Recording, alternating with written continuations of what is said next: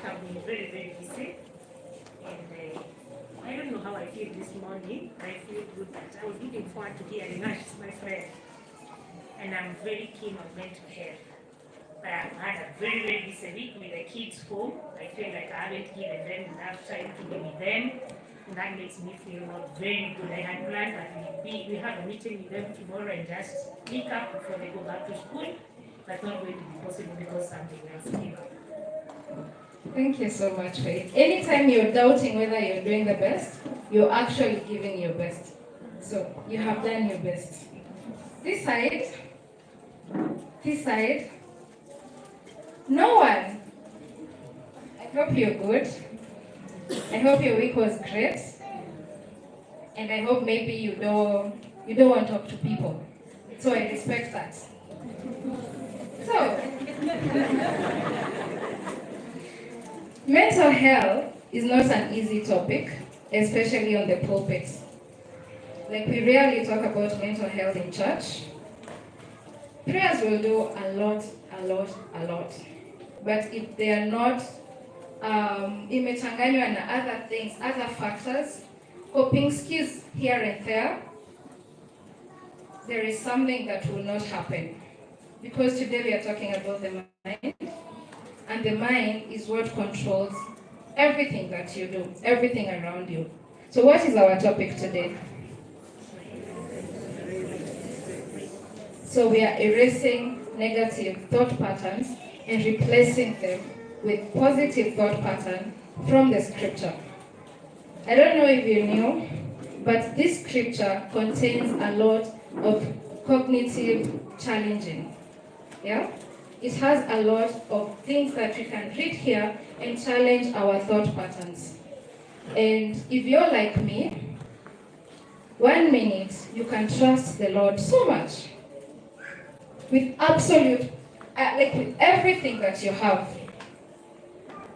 You're hopeful, you believe that you're God's child, you go to church every day, and you pray, speaking tongues. But the next minute, you have this crumbling or crippling anxiety, and you don't know where it has come from. You start questioning about your worth. You start questioning about your ability. You start doubting what you can do. Is there anyone like me here? I'm the only one. We struggle with that, right? We want to trust, but we want to control. We want to hope, but something happens. You can be very hopeful when the season is very beautiful. But when something happens, you question whether God hears you. You question whether you're even called. You question your calling. You question your purpose, and you feel worthless, as if you're a failure. So, in psychology, there's something we call cognitive behavioral therapy. That is distorting the negative thoughts. But in scriptures, Paul calls it taking the thoughts captive and making them obey Christ. So they intertwine.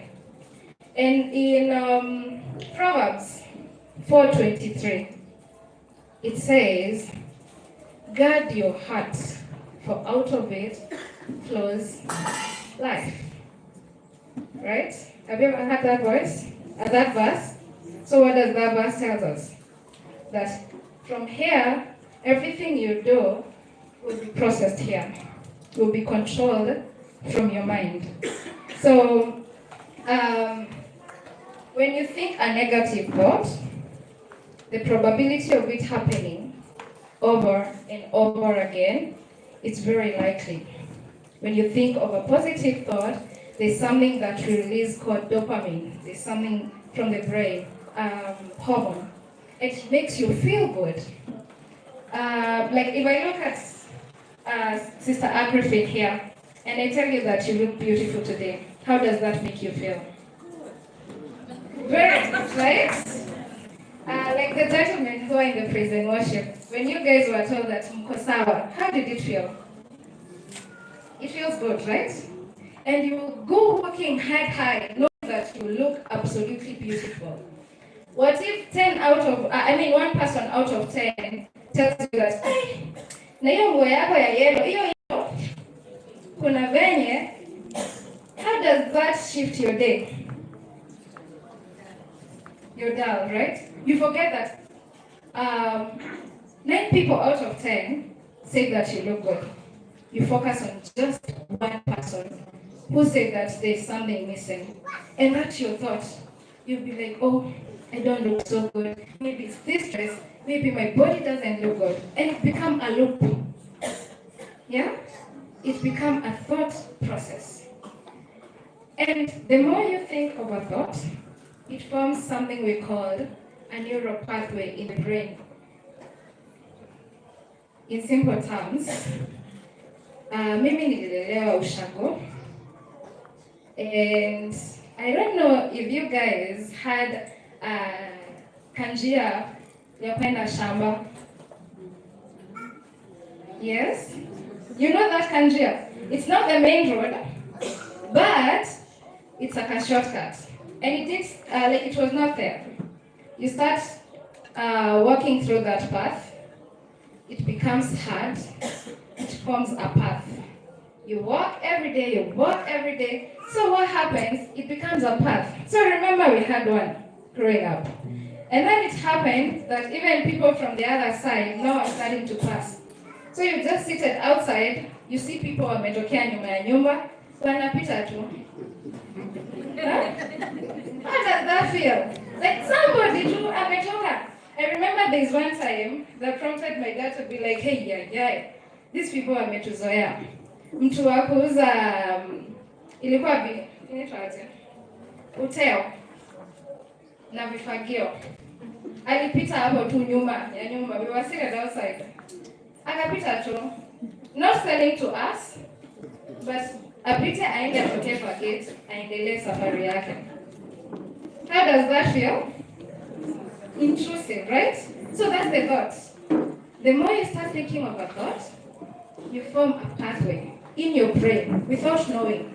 You think about it over and over, the thought becomes imprinted in your brain. So it's so very hard for you to differentiate between the truth and the lie. So you don't know if this thought, if you're thinking, I'm not lovable today, I'm not lovable. If somebody tries to love you, will you accept the love? Because it's so imprinted in your brain that you are not lovable. And so what happens to our pathway? We started trying to seal it. It was not easy. Because it will be, a back door will be put, and then we can white, we pass. Even other people will do the same. And then finally, like we had a cow, my dad had to chimba a shimo ya kuweka manure, so it directs it there, a big one. So you can't jump, you can't go around it, so you just have to use the main road. It's not easy, he tried, and with time, that path started becoming kind of softer. I don't know what happens. If you don't pass through a path for long, it starts growing grass, it starts growing weeds, and finally you will never know whether there was a path there or not. That's what you're talking about, erasing. So we erased the path completely. Right now, even if you go to the shamba, you wouldn't tell there was a path that was used by so many people, so many kids. And it's not easy, because we tried to because our mind was so used, there's a path at the back of the house. So we tried to keep using that path. And that is replacing. So erasing is not easy, and replacing is not a one-day thing. So we will not talk, hatutatoka hapa leo, alafu uende ukisema, oh, nimepona. Sasa, I'm a new creation, no? It's a lot of exercise, repeating to yourself, meditating on the word, saying it, writing it until you believe it. And it's not an easy thing. That does not mean as well that you will not feel anxiety. It happens. But what you do, once you notice a thought, you replace it immediately without waiting. Because the more you wait, the more you meditate on it, the more you think on it, and we tend to think on negative thoughts more than the positive one. Yeah? So that is just a little background of what erasing and replacing means. So today we are talking about depression. And it's a very, very sensitive topic. I know some of us here have ever been depressed. Some of us here are depressed even as we speak. Some of us here have handled people who are depressed. So this sermon is not for just somebody specific, but to all of us. Because we are parents, we are raising kids, we have kids here, and they are looking at us, and they also will be parents sometimes in the future. But before we do that, the sermon that will guide us is on 1 Kings 19.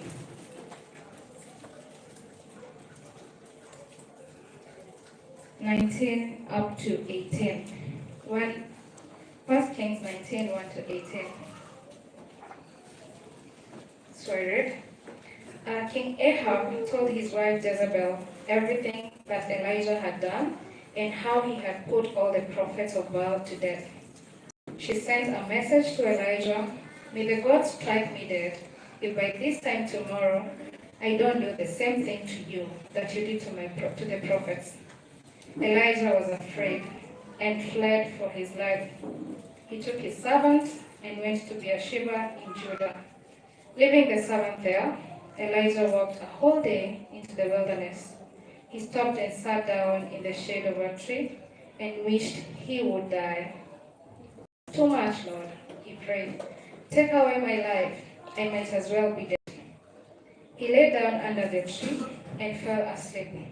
Suddenly, an angel touched him and said, "Wake up and eat." He looked round and saw a loaf of bread and a jar of water near his head. He ate and drank and lay down again. The Lord's angel returned and woke him up a second time, saying, "Get up and eat, or the journey will be too much for you."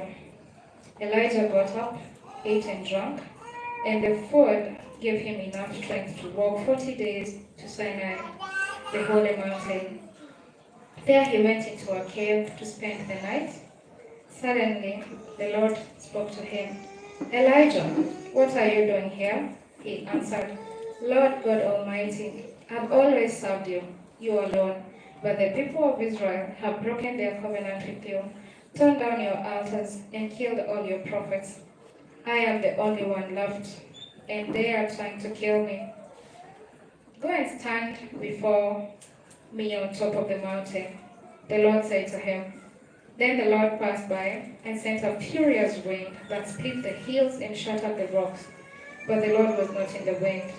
The wind stopped blowing. Then there was an earthquake. But the Lord was not in the earthquake.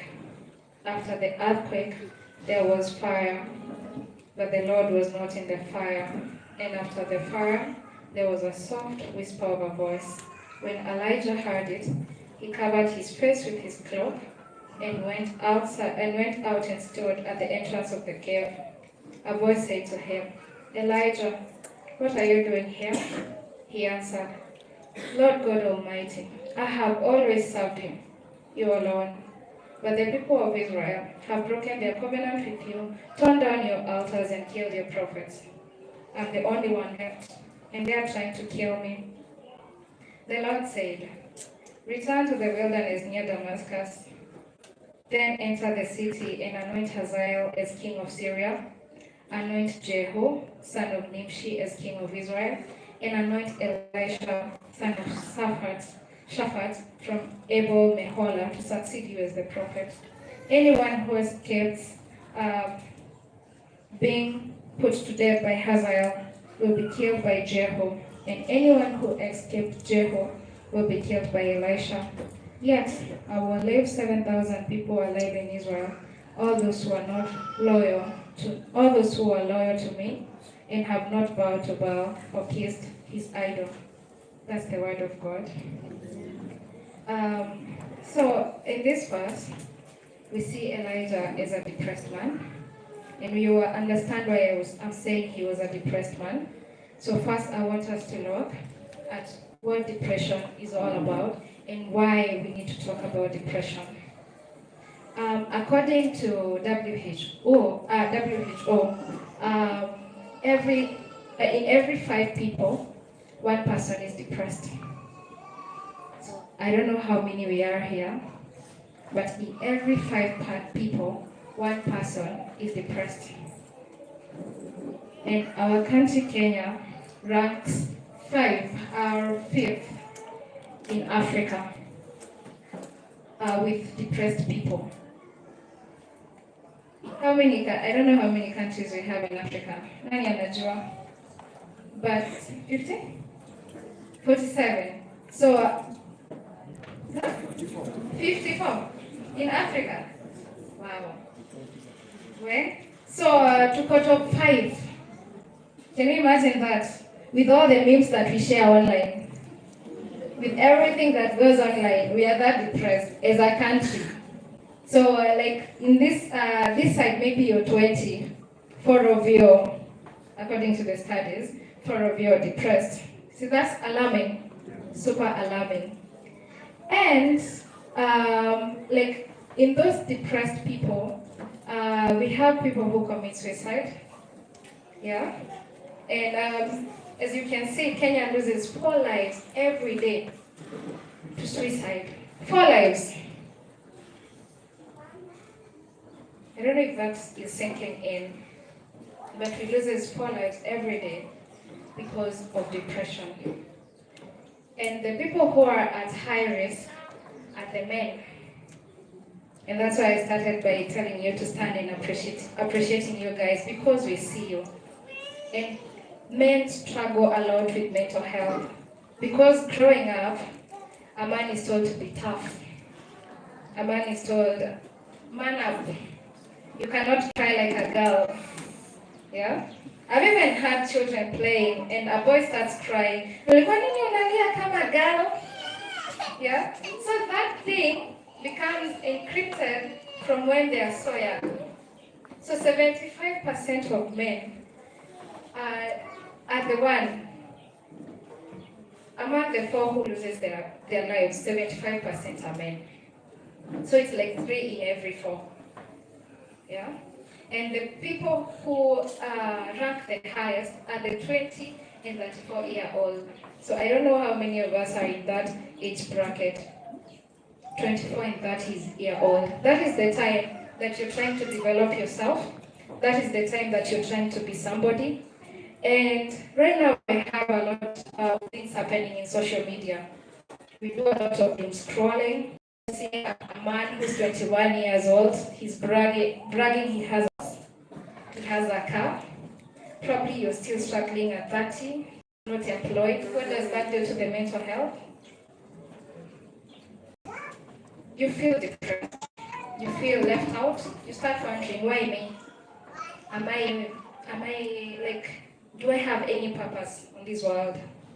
If these young boys or these young men are doing this, why me? And we've also had cases as young as 9-year-old committing suicide. And I know this is not a strange topic because we read it on the news, we read it on social media, and probably some of us here have been affected by those statistics. Like we've gone to burials of people we knew who have committed suicide. And most of the time, when we think about depression, we think that people will show signs physically. You know, like how I can have a wound here, and as I walk, you will see it. Depression is so invisible. Like you can never see it. You will be laughing with a person today, and then in the evening you hear the news, and you're like, but he was happy, but she was happy. Was he really? So that's how depression creeps in. Like it's so invisible. You don't see it. You can't feel it as a person sitting next to you. So I want you to look at your neighbor, the person seated next to you.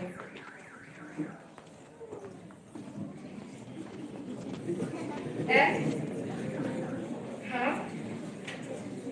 According to you, how do they look?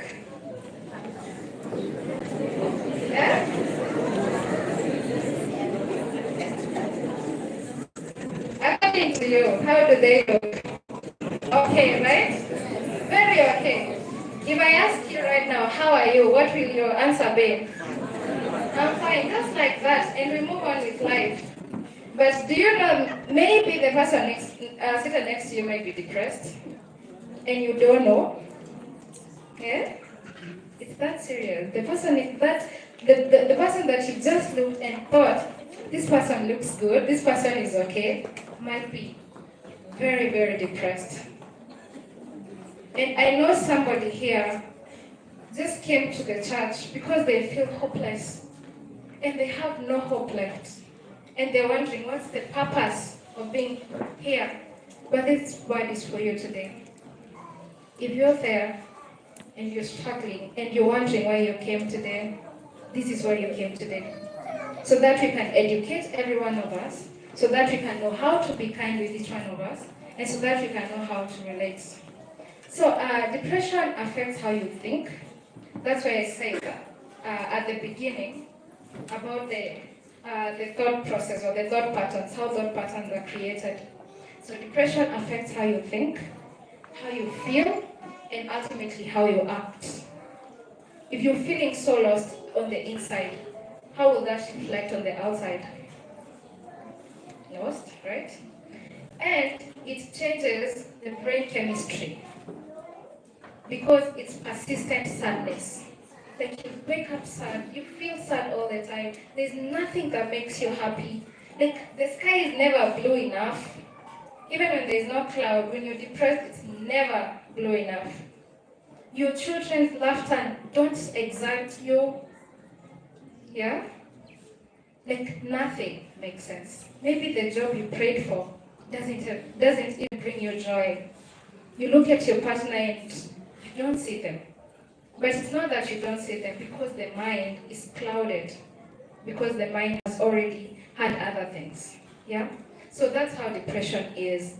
It's like it goes on for so long. It's not a one-time thing. It goes on for so long. Some people can be depressed for weeks, others can be depressed for months, and others for years. So we said it affects how you think, how you act, and how you feel. So we start with the thoughts. When you're depressed, your thoughts are persistently negative. Like there's no happy feeling at all. You'll be laughing with your friends, but you feel nothing. You're just doing it because that's how people do. Because you're like, if I tell them, what will they do about it? That's what we think. You don't want to be a burden, so why talk? Why bother? And sometimes we are not well equipped to handle somebody who's been. And then there is unexplained aches. Yeah? There are people who go to a hospital because of backaches, headaches, and you do all the tests, but there is nothing. The next thing that the doctor asks you, how is your sleep? Has anybody here ever had that question? Yeah? How is your sleep? Are you sleeping enough? Are you eating enough? Because again, you will also have changes in appetite. The way you eat, you either eat too much or don't eat at all. So you can gain weight. People think that, oh, you're gaining a lot of weight, good job. Or you lose weight and people think, you're keeping fit, good job. Because those are the standards we have. You're either gaining because you want to, because you're healthy, or you're losing because you want to keep fit.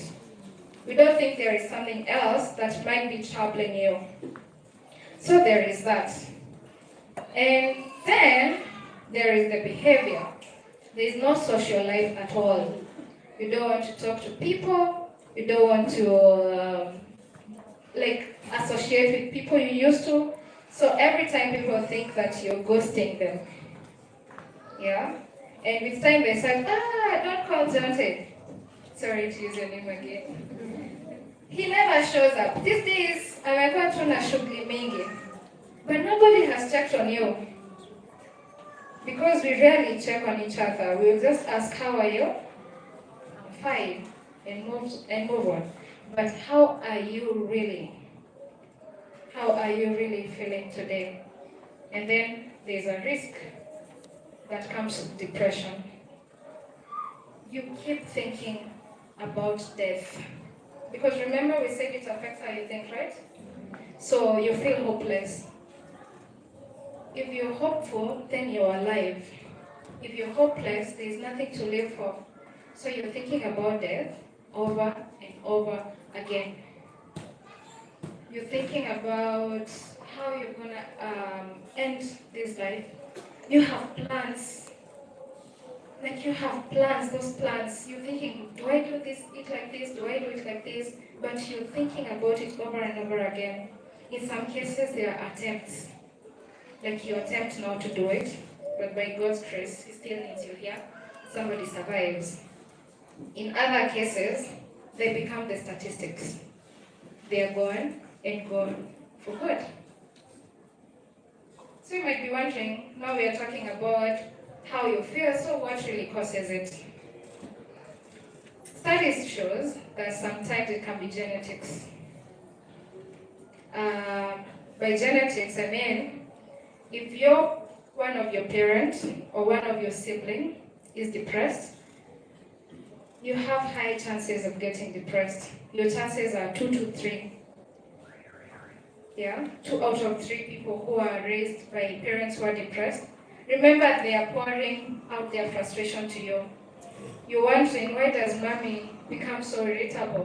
Why is dad so irritable? Why does this family lack peace? So it's like they are pouring to you their feelings, and you start absorbing them until now you feel the same way. Or a sibling, wondering, why does my brother always sleep the whole day? Why does my sister always lock herself in the room? Yeah? They never come to eat with us. You start questioning all those things. And then there are stressful life events. Stressful life events, it's like death of a loved one, divorce, separation, joblessness. It's a very major cause. And there is also trauma or abuse. If somebody was abused in their childhood days, they might grow up with depression. And then there is isolation, prolonged stress. And as I said, there is doom scrolling that we are nowadays doing so much, especially the young people. But nowadays it has got up to the old people as well. You see people in their 50s, they have built 3 homes. You in your rental, they are showing it on YouTube, they're showing it on Instagram. And you start wondering, what did I do with my ears? What did I do with this? Or for the Gen Zs, you start scrolling and you hate everybody on social media. Like you hate the social media because they look as if they have made it. But that is what people want you to see. It's social media is not the reality. They just want you to see that. So you look at it, you hate it. But the following day you still look at it to hate it even more. With time you start wondering, like, am I a failure? Does this life make sense? Kwani what happened to me? Yeah? There was a joke that was going on social media a while back that says that, where was my grandparents when the others were grabbing land? Yeah? You wonder, why don't I come from money? Where are my parents successful? Not realizing that everybody runs his or her own race. Even then they started it somewhere, right? You can be the person who lifts up the generation. And the kids that come from you will be like, wow, my parents did something. Without knowing that at one time you questioned where their forefathers were. So there is that, and then there are some medical conditions that can cause depression. Like terminal condition. Somebody is told at 30 you have diabetes, and they wonder how to survive with that. Somebody is told they have cancer, and they wonder how that will be. Yeah, that's why we have these support groups for people who have cancer, for people who are sick. We have support groups for everything, so that you don't walk alone. And then there is substance abuse and alcohol abuse. This will give you some jolly for a while. They will make life seem as if it's making sense. But it comes with addiction. Addiction rewires the whole brain. We talked about the happy hormones that the brain produces. So addiction, when you're addicted, that is replaced. It can only come from the substance. So if you don't have the drug, you will be depressed. The skies will be gray. So that's how it is. So generally, that's what depression is. But that doesn't mean that you must exhibit those signs of the person you know. And then there are so many variants of depression. It's not just one. This is the general. There are so many other variants. There's seasonal, there's postpartum. There are so many of them. But we cannot exhaust them today. But I hope you have picked something from that. You can go and become psychoeducators about depression, right? Unaweza funza mtu mwingine, si ndio? You can tell them this is how depression looks like. So if you notice a friend, they used to come to church, they no longer come to church, it's good to ask what's up. Because most of us here see each other on Sundays, but we have families back at home. You see your child acting out, it's good to want to know what's going on. And depression in children look a bit different. They will refuse to go to school, they refuse to eat, they'll be clingy, and then they'll be irritable, they're crying for no reason. So it's good to watch out for those signs. For teens and adolescents, it looks so much like adults. We read the chapter on Elijah, and we talked about, we read about how he was chased, or he fled.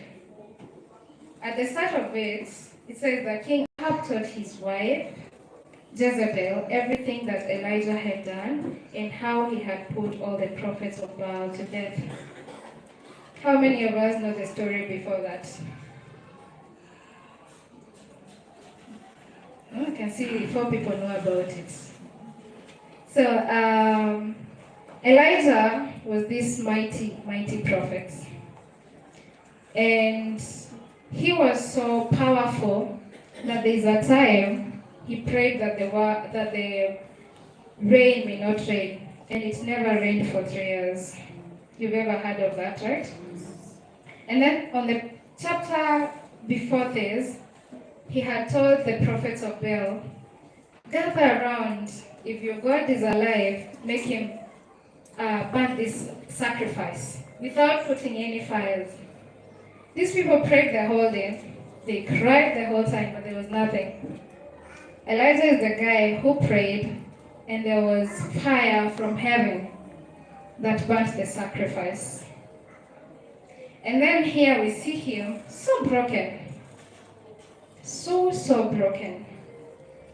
And when Ahab told his wife about how the prophets were killed, she sent a messenger to Elijah and says that by this time tomorrow, you'll be good as dead, just like you did my people. Elijah was afraid. Can you imagine? Elijah. If some of us here were those powerful prophets, what could you have done? Yeah? What could you have done? I would have prayed God to end her fast. Yeah? That's what most of us could have done. Or God to hide me somewhere that cannot be seen. I'm still in the city, but may they not see me. But he got afraid. This mighty prophet got afraid and fled for his life. And then he went alone. He had gone with servants, but he isolated himself and went by himself. And there he was so fatigued. It says that the journey from Jezreel to Beersheba is around 80 miles, so that's like 160 kilometers. And when you're in that mode of flight, fear of flight, you're running the whole journey. So you can understand why this guy was tired. And then he just wished he would die. A whole mighty prophet, with God, working with God. I want you to underline that. Like, this man was working with God. He would talk to God. God would hear him. But this time he's so exhausted that he just wishes to die. And he says, take away my life. I might as well be dead. Like, he was exhausted. Like, life was not making sense. And he was wondering, why should I be alive? I don't know how many of us have ever reached to that point. That you're so tired. You have tried everything. You have tried to set up a business. It's not making sense. There are no sales. You're trying to apply for jobs. You're sending emails and getting rejection after rejection. And you start wondering, what is wrong with me? You even pay people, the professional, to write your CV, and it's not amounting to nothing, to anything. And you start wondering, what is my purpose for this life? What is my purpose? I remember there's a time that I was looking for work, and I would help people write their CVs, and they get jobs. But mine, rejection after rejection. I even start to wonder, what is it that I'm doing on people's CV, but mine, I'm not doing? I even tell other people to help me write it, but nothing. But then that story changed. God changed that story around. And so we're talking about Elijah. So there's that. You try things out, you are faithful to God, you go to church every Sunday, but one day you wake up wondering, when will all this make sense? So Elijah was so exhausted, and then he crashed into isolation. So I want us to see how God erased and replaced how Elijah was feeling. So the first thing was